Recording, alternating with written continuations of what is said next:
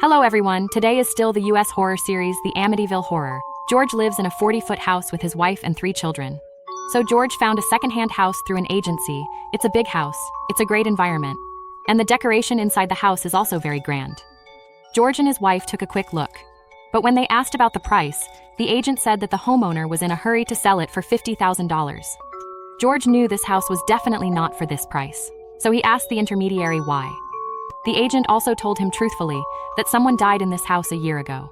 A father shot and killed all 6 members of his family. When the police interrogated the murderer said there was a voice in the house instructing him to kill her family. The neighbors all said that there was something strange in the house. But George thought it was just the father's brain that had gone wrong, and they moved in with their 3 children.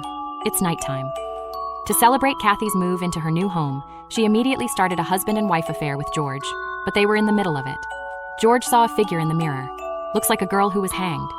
George was startled when he saw it. Kathy also looked over, and she found nothing. She thought it was George who was too tired to move these days, so Kathy stopped playing the game and went to bed first. The time came for the next day. Kathy was about to do the baby's laundry, but she heard her daughter talking to someone upstairs. Kathy asked Chelsea who she was talking to. Chelsea said it was a girl who lived in his cloakroom. She also said the girl's name was Jody. Kathy thought Chelsea was playing a joke on her. Did she just say that the person in the painting is Jody? Chelsea glanced at him. A strange girl sat in a chair and made a gesture of not talking. Tell Chelsea to keep quiet. Then Kathy looked into Chelsea's eyes, but Jody disappeared from the chair. George and Kathy are preparing lunch, but suddenly I heard the dog barking outside the house, and they ran out. They found Chelsea in a boathouse by the lake. Chelsea is holding a balloon in her hand, her eyes glazed over the lake. George called Chelsea a few times before she came back to her senses. Chelsea also said she was going to bring Jody to see the boat. Kathy didn't take it seriously that she was a child, and George locked the door. He already vaguely felt that something was wrong with the house. Soon, it was night. Michael heard strange noises coming from the ventilation ducts. Michael asked his brother to accompany him to the toilet, but his brother couldn't shout. And Michael walks out of the room. When he passed by a window, he saw the boathouse door swinging. Michael was frightened by this scene and ran wild. Then he turned on the light in the bathroom and quickly ran to urinate. But he was going to wash his hands and go back to his room. But Michael found that there was no water coming out of the faucet. When he looked down, a man suddenly appeared behind him.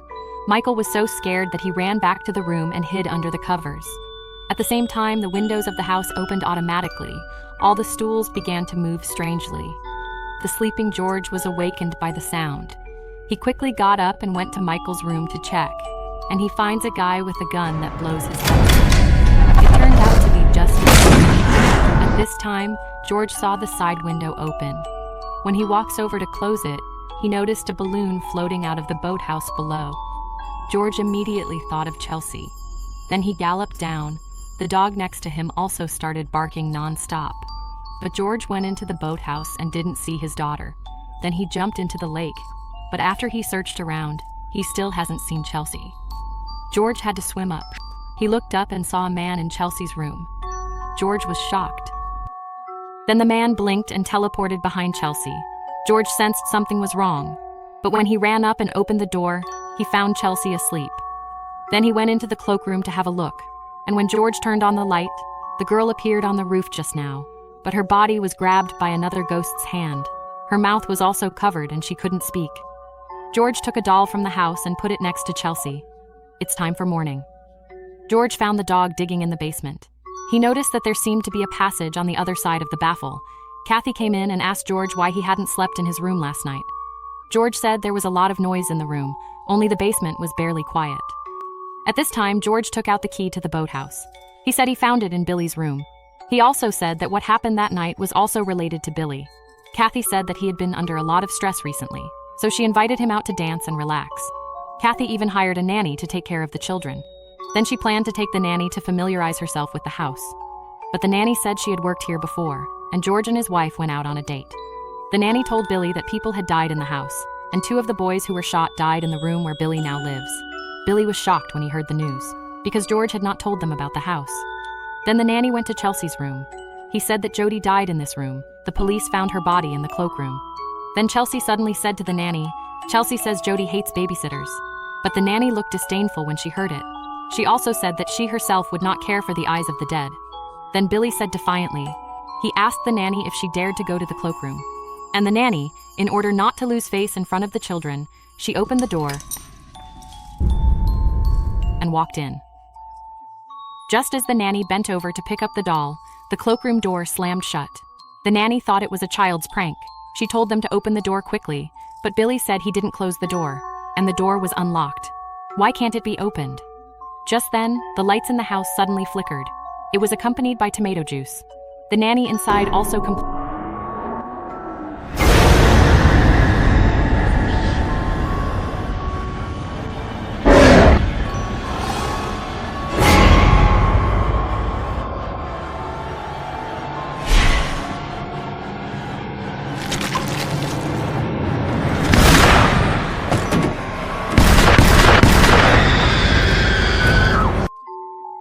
completely panicked. The nanny was deliriously carried into the ambulance by the healthcare workers. George thought Billy must have done the prank, so he punished Billy for moving wood for a day. At this moment, Kathy also noticed that George had suddenly become irritable. Then Kathy asked Chelsea what happened last night. Chelsea said the nanny was disrespectful to Jody, so Jody killed her, but Jody wouldn't hurt Kathy. Jody said George was a bad guy, make them wary of George. On the other hand, George took the nails and sealed the window. Then George suddenly heard someone talking. He followed the sound and walked over. He felt the sound coming from behind the wall, and George put his hand on it. And his soul also came to the other side of the wall. It's dark and damp. There was blood everywhere. And George walked up to the podium. He saw a man lying on it with his stomach cut open. George reached out to see who it was. He found out that it was himself, and George ran into the bathroom and threw up. He thought about taking a hot bath to calm himself down. George forgot the fatigue of the past few days.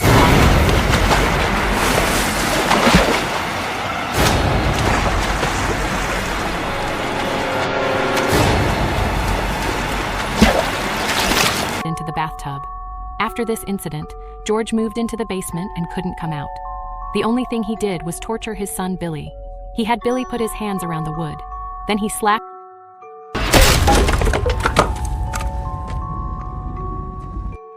down with an axe. Kathy thinks a lot of weird things are going on in the house. Then she ran to the monastery to meet the priest. The priest said that there used to be a family in this town who had the same problem. Kathy asked him if he was the DeFeo family. The priest was astonished. Kathy said she was living in DeFeo's house now. Then, the priest came to Kathy's house with his tools. Chelsea opened the door for him. But when the priest saw Chelsea, his face immediately became very bad, and he kept staring at the doll in Chelsea's hand. The priest asked Kathy if she knew the origin of Chelsea's doll. Kathy said it was Jody's doll from before. The priest said the doll was buried with Jody. Kathy's back went cold when she heard this. She quickly got the priest to come to the house and start the exorcism. The priest sprinkled holy water and heard the sound of weeping. The priest found the sound and went to the ventilation duct, with a person flashing through the mirror. The door of the house also closes automatically. The priest was not afraid when he saw it. He took a stool and climbed up the pipe. But just then, a strong wind suddenly blew on the priest's face. Hundreds of thousands of flies surrounded him. Then the door of the house opened again. Then a murky voice told the priest to get out of the house. Looking at the priest who fled in a hurry, Kathy rushed up to inquire about the situation. But the priest said nothing. He took off in his car. Kathy was stunned and froze in place. Go back to the house. Kathy suggested that the family move out of here, but George disagreed. He said Kathy was the one who bought the house. Soon it was night. There was a strong wind blowing inside the house. All the furniture was blown and wobbled. Then a shadow walked past the door. At the same time, George heard a strange sound again. The sound made him kill everyone in the house. George couldn't take it, and he ran outside, and he rolled around with his head in his arms. And this strange scene just happened to be seen by Kathy upstairs. Now she decided to do something. The next morning, and Kathy goes to a library. She began to investigate the tragedy of the DeFeo family that year. She discovered that DeFeo's basement was originally a church. An evil wizard was in there torturing Indians like crazy. And then he slit his own throat. He left his soul in this house forever. And Kathy also learned an important clue. Before the father killed his own family, everything that happens is similar to George. A strange sound came to my ears and moved into the basement. And after 28 days, the father killed his wife and children. Kathy looked at the calendar. She found out that today is the 28th day of moving in. so she quickly dialed home. But when George heard Kathy's voice, he just hung up the phone. Then George followed the voice to the basement. He found that a wall had been built here. George swung the hammer and quickly smashed through the wall. This place is full of prison cells. And he saw the Indians who had been tortured. And George saw a door. And he opened the door. He saw a man in black standing in front of him. And he is the wizard. The wizard took out his knife. He slashed his throat with a knife. When the blood spilled all over George's body, his consciousness was also completely controlled by the wizard. At this moment, Kathy hurried to the house. Then, she found 4 coffins in the basement. Then George suddenly appeared. George said those coffins were for them. Kathy heard that and was about to run out of the house with the kids in her arms. But all the doors and windows suddenly closed automatically. Kathy had to run upstairs with the children. But when George came after him, but found that Kathy was not in the room. He glanced at the window next to him and realized Kathy and the kids had climbed up onto the roof. George fired a shot into the roof. Then he climbed out the window and chased after him. At this moment, Billy pulls out a steel pipe. He took advantage of the moment George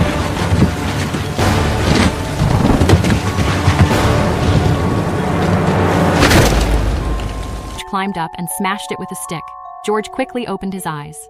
He grabbed Billy as soon as Kathy and the others came down and planned to hack him to death with the axe in his hand. At the critical moment, Kathy knocked out the demon in George's body with a gun holder.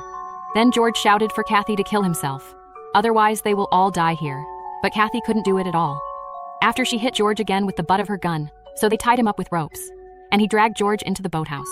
Then he drove the speedboat all the way out. George finally regained consciousness and woke up, so the movie ends.